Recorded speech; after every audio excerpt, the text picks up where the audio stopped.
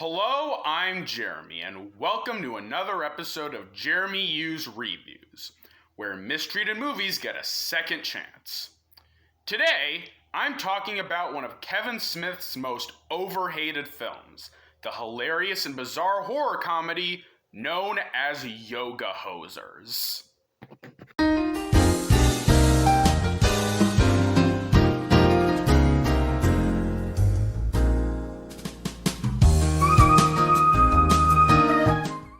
While I haven't seen all of Kevin Smith's movies, he's a director I have enormous respect for.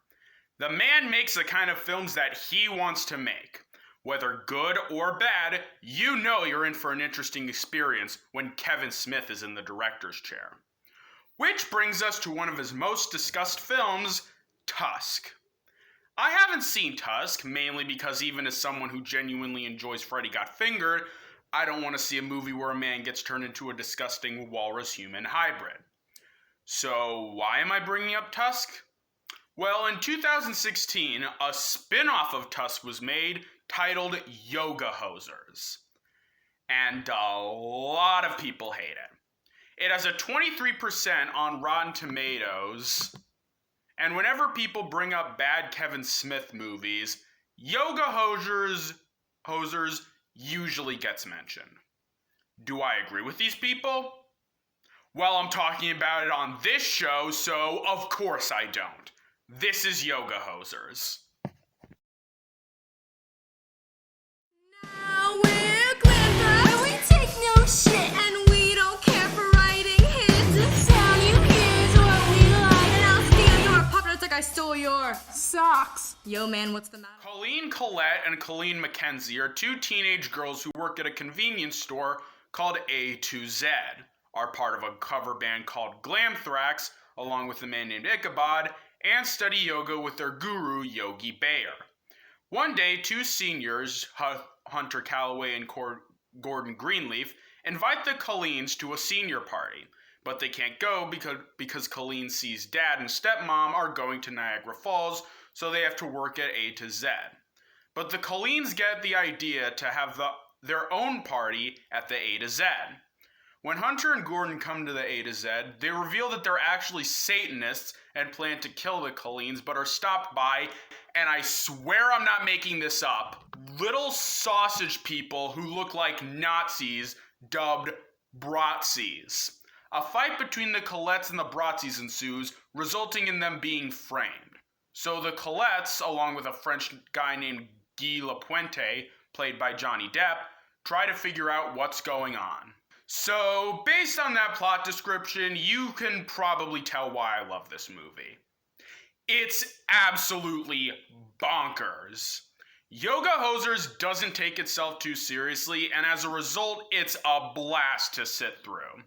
Everything about it is so farcical and nonsensical that it's incredibly fun to watch. Let's start with the characters. The Colettes are really good characters. They could have been written as annoying or bratty, but in my opinion, they're likable, sympathetic, snarky, and funny at the same time. I'm usually not a fan of bratty teen girl characters as they tend to be very annoying and unlikable, but the Colettes managed to be incredibly funny, unique, likable characters. They're confident, brash, fun-loving, and friendly, managing to be incredibly over the top, yet still feeling like real people. You both laugh at their sarcasm and antics, yet still sympathize with them as characters. And while they're used for cell phones are evil back in my day, kind of thing, it's thankfully very brief and treated like the idiotic belief that it is. Also, both Lily Rose Depp and Harley Quinn Smith both do a good job portraying their respective characters. You'd think that just because they're the daughters of Johnny Depp and Kevin Smith, respectively, they were only hired because of their relationship to the director and actor, and as such, they do a terrible job. But in actuality, both do a good job of bringing charm to their characters. Their interactions feel real, and there isn't a moment where they don't feel like the characters they're playing. Moving on to Guy Lapointe, played by Johnny Depp. I don't know if I've ever expressed my thoughts on Johnny Depp, but I really like the guy. Depp is one of those actors like Michael Keaton and Jimmy Stewart, who can play any character.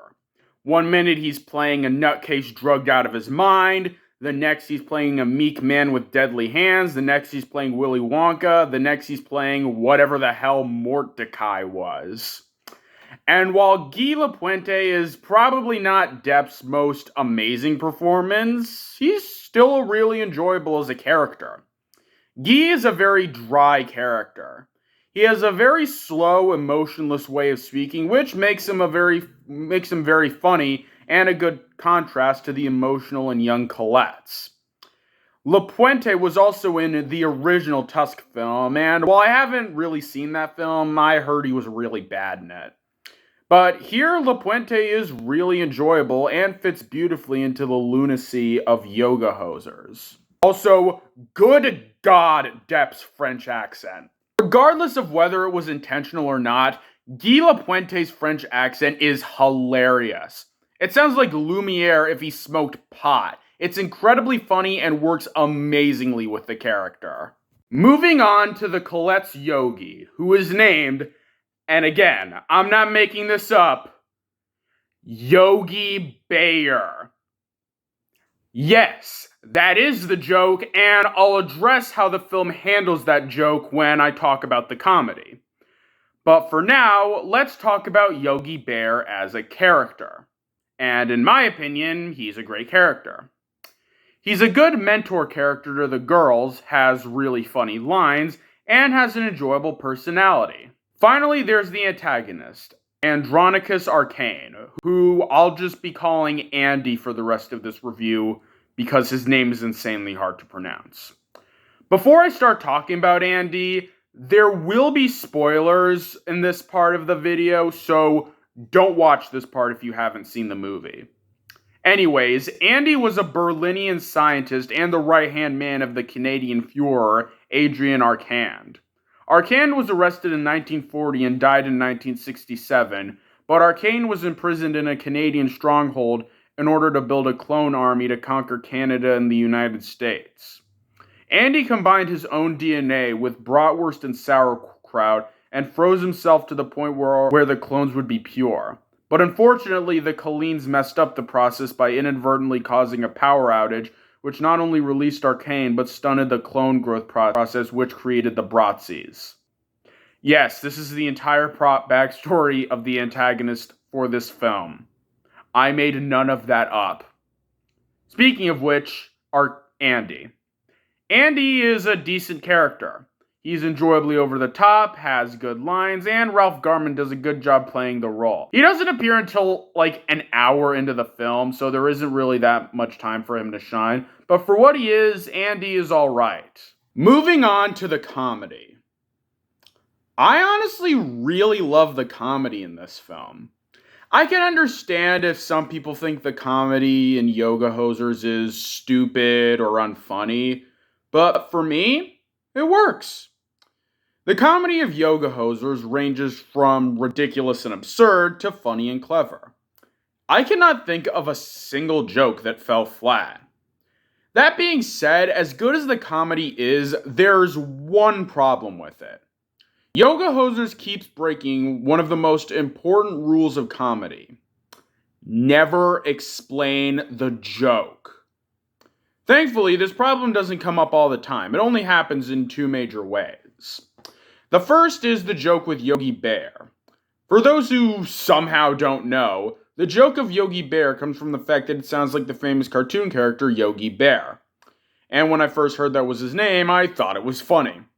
But in the middle of the movie, Yogi's in a copyright dispute over his name, and I thought, oh great, they're ruining the joke by explaining it. But they subverted this by turning the explanation of the joke into a joke itself, as Yogi's completely unaware of why his name is an issue.